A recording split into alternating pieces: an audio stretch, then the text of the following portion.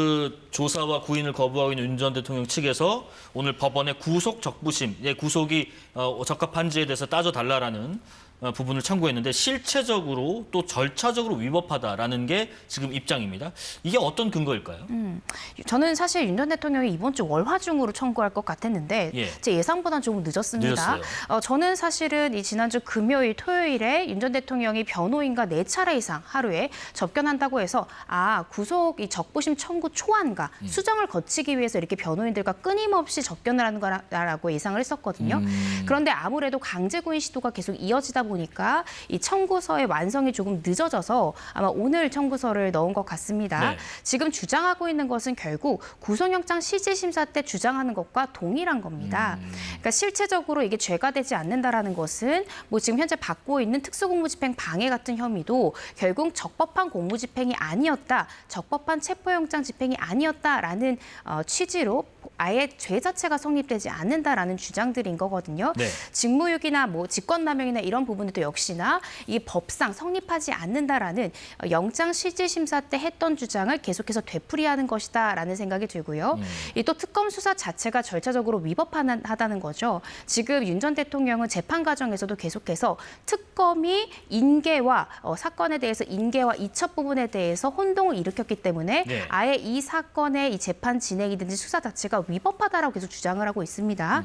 이러한 사소한 이 절차적 위법성까지도 일일이 따져가면서 결과적으로는 구속영장 실질심사와 동일한 쟁점으로 이 구속이 적법하지 않기 때문에 석방해달라라는 취지로 주장을 하는 것 같습니다. 지금 저 구속 적부심사가 모레 오전으로 잡혔더라고요. 근데 이 구속 적부심에는 출석할 가능성이 있는지 또 여기에 출석해서 소명하는 것과 출석하지 않고 있는 것은 유불리가 좀 있는지도 궁금해요. 통상 이 구속 적부심 청구 때 피해자가 출석하는 것이 통상입니다.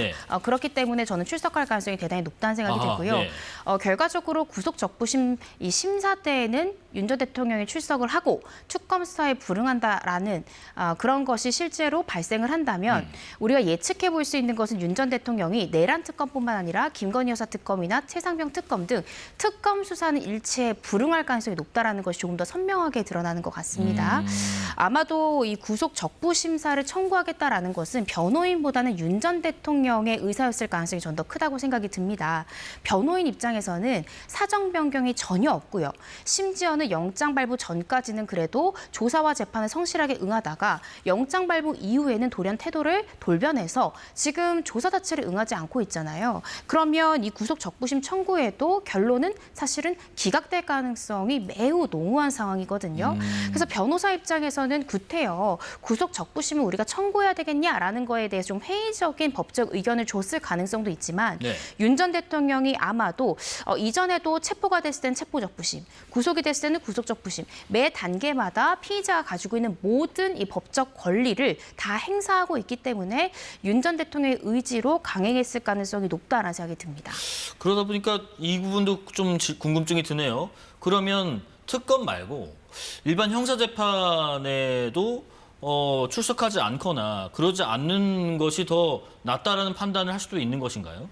저는 그렇게 생각하지 않습니다. 제가 윤 전 대통령에 대해서 구속영장 발부됐을 때 이렇게 예측했거든요. 특검 수사는 지금부터 불응할 것이고 재판은 성실히 나갈 것이다. 왜 그렇게 제가 예측을 했냐면 그렇게 하는 것이 윤 전 대통령에게 가장 유리한 전략입니다. 지금 현재 특검의 수사는요. 많이 진척돼 있는 특검도 있고 또 특검 쟁점별로 수사 초반부도 있습니다. 이 수사 초반부에는요. 피의자가 진술해 주는 것이 수사기관 입장에서 훨씬 더 유리하거든요. 그것을 수사 전문가인 윤 전 대통령이 모를 리가 없습니다. 따라서 윤 전 대통령 현재로서는 수사 단계 때 진술을 아낌으로써 지금 특검이 하나라도 증거를 더 빠르게 수집하는 것을 막아야 되는 입장인 거고요. 하지만 재판은 다릅니다. 지금 이 구속 영장이 발부된 이 사실로 아마 조만간 구속 기소되겠지만 그전까지 계속 조사를 거부해서 피의자 진술을 남기지 않고 이게 기소가 되면 증거 기록이 다 공개가 되지 않습니까? 증거 기록을 보고 부동의해서 증거를 날릴 것은 날리고 취할 것은 취함으로써 정확히 내가 자백해야 되는 범위, 부인해야 되는 범위를 오려내는 방식으로 가장 유리하게 설계할 가능성이 높습니다. 그래서 재판 때는 출석하고 특검에는 불응한다. 아마 이 전략을 사용할 가능성이 대단히 높고요. 지금 김건희 여사 특검도 마찬가지입니다. 결국 이 두 사람이 공범 관계로 묶여있기 때문에 김건희 여사 특검에 대해서 지금 현재 변호인이 보충되고 있고 그중에 두 사람은 윤 전 대통령 측의 변호인이 보강됐다. 이거는 큰 의미가 있는 거거든요. 네. 지금 김건희 여사와 윤 전 대통령 공범 관계이기 때문에 김건희 여사가 조사받고 난 이 피의자 신문 조서나 진술 조서는 공범 관계가 있는 사람에게 이게 누설될 수 있기 때문에 열람 복사해주지 않습니다. 따라서 윤 전 대통령 측의 변호인이 들어가서 조서 내용 그대로 타이핑 치는 듯이 증거를 체증하지 않으면 공범 간의 진술을 맞추기가 굉장히 어렵거든요. 그래서 윤 전 대통령은 특검 조사에 계속해서 불응하면서 김건희 여사는 불응했을 경우 바로 구속될 수 있기 때문에 조사에는 임하지만 윤 전 대통령 측의 변호인이 들어가서 증거를 최대한 수집하고 양자 간의 진술 부분에 있어서 일치되게 나오도록 하는 전략을 사용할 가능성이 가장 높지 않을까 싶습니다. 예, 향후에 윤 전 대통령 측에서 어떤 입장과 행동을 보일지 계속해서 한번 지켜보겠습니다.